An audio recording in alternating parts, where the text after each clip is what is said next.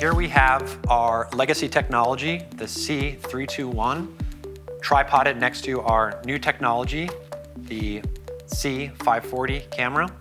For all of our sensors, we use what's called the EMVA 1288 standard, and that is a scientific, quantitative way to characterize the sensor.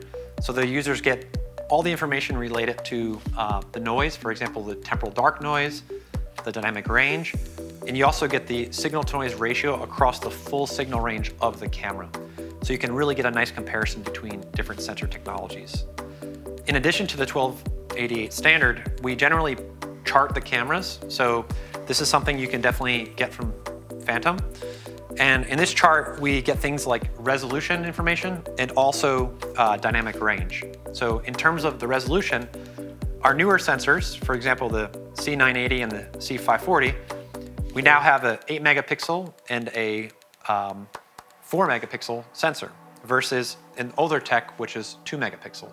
So what you're gonna be able to do now is in the same field of view, you're gonna get more line pairs per millimeter in your shot. So you'll get more finer detail in the video. In the same time, because it has lower read noise, you're gonna get much better dynamic range, especially gonna be able to see into the darks better.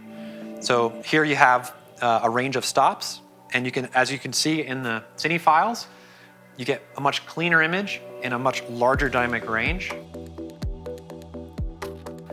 And in this example, where we have a relatively low light setting in the cine file, the dark noise is much cleaner, easier to see through with the new sensor technology.